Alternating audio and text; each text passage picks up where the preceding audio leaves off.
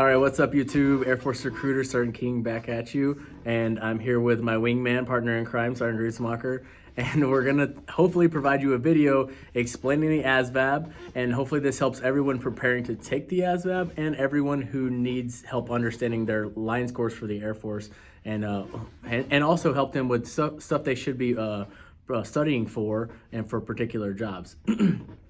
So the ASVAB, what it is the area. What is it? Aptitude Armed Services Vocational Aptitude Battery. See, that's a long one for me. All right, so you know what it is called. It applies to all branches whenever you're enlisting into the military, and all branches use it. It's very important. Even if you're not going to go to the military, you can use it on a resume and stuff in the future, like you scored super well in the SATs or something. It does look good. So we do recommend everyone take it, regardless or not if you have military intentions. With that being said, every branch has their own type of score. They score it very differently. And in the Air Force, we have 4 categories. I've mentioned these in the past, but I'm going to mention them again. We have mechanical, administrative, general, and electrical. So whenever you take the ASVAB, you'll get a printout and it'll have each branch's scores with an overall score.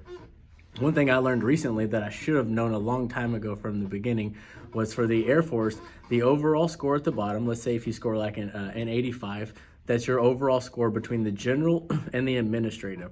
So Sergeant King, I only scored a 56 overall on my ASVAB, but I had really high electrical scores and really high mechanical scores. I had like a 76 and like a 71 for mechanical and electrical.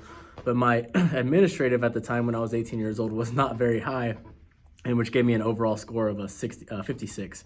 So it's kind of, I hope that it kind of explains where the overall score comes from. But for the Air Force's side, that really doesn't matter. Just like in my instance, I had really good mechanical and electrical scores, so I went in for a mechanical aptitude contract. So you can have an overall score that only is a 46 or 56, but you can have really high line scores and individual stuff, and that can help you out. One thing I will say about the ASVAB test is whenever you're taking it, use it to allow you to know what your brain can absorb. And I'll try to explain that a little bit better. So if you can walk into a recruiter's office and you can take an ASVAB with the intentions of like, I don't want to be an electrician or I don't want to be a mechanic, but you could score really high in the mechanic side or really high in the electrician side, just like I did. And you could be like, wow, the ASVAB is telling you that this is what your brain is able to retain and this is what you're going to excel in.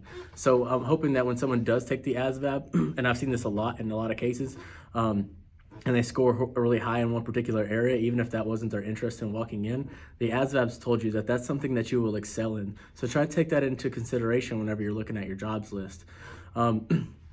To better help you prepare for taking the ASVAB and breaking it down a little bit, I want to introduce Sergeant Grutzmacher again because he has way better words for me and he's done a lot more research into how the ASVAB is broken down. And he's actually really good at counseling people on what they need to study for to achieve their individual goals.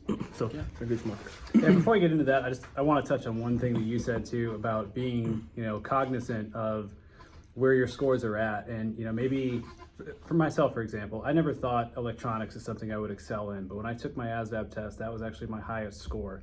That's the job that I ended up getting into in the Air Force, and I ended up actually doing very, very well in that career field.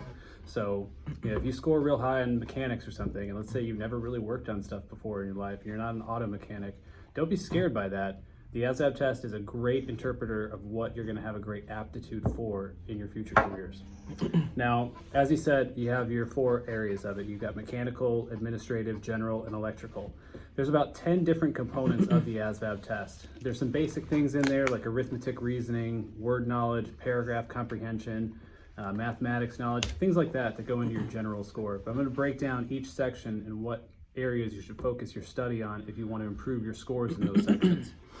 So the first one is administrative. Now, numerical operations, coding speed, verbal expression, and word knowledge, verbal expression is word knowledge coupled with paragraph comprehension.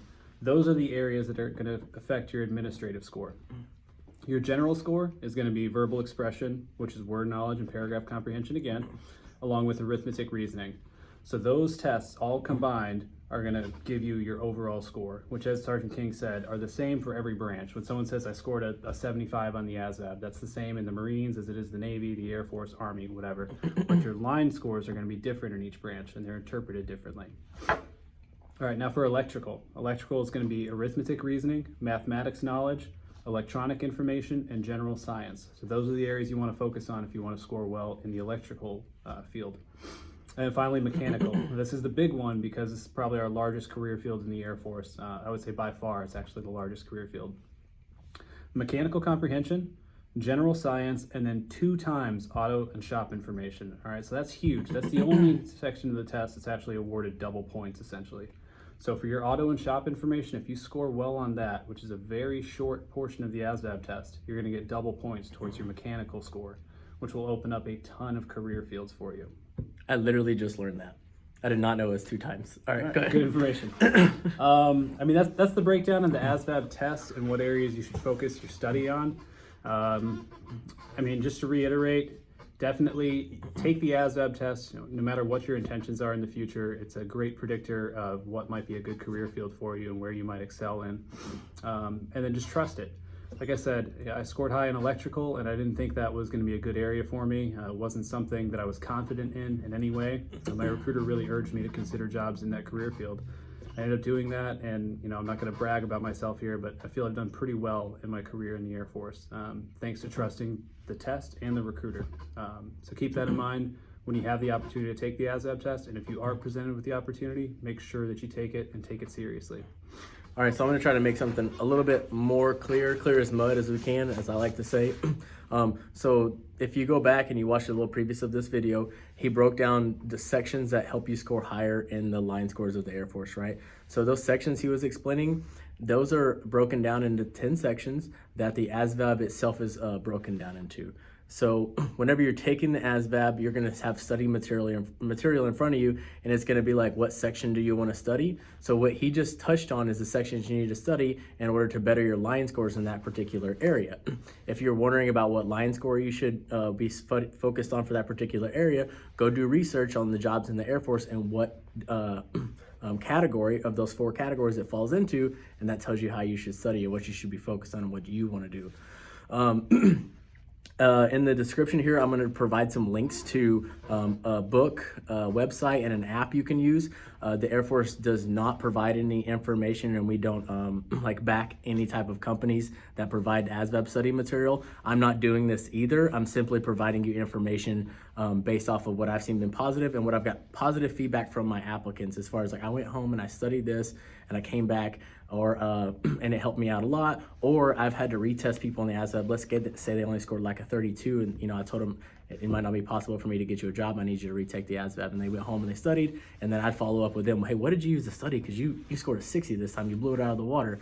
So I try to have like a few mental notes and things that we found in this office that have worked. Once again, the Air Force doesn't back any type of study material at this time. I'm not backing any type of material or telling you this is the perfect thing to use. I'm just simply stating, giving you some information, and hopefully helping you have somewhere to go at least to start studying. Also, I'm providing 3 different types as far as a website, a book, and an app, depending on what type of studier you are, what you have time to do. I wanted to make that kind of a plethora of availability.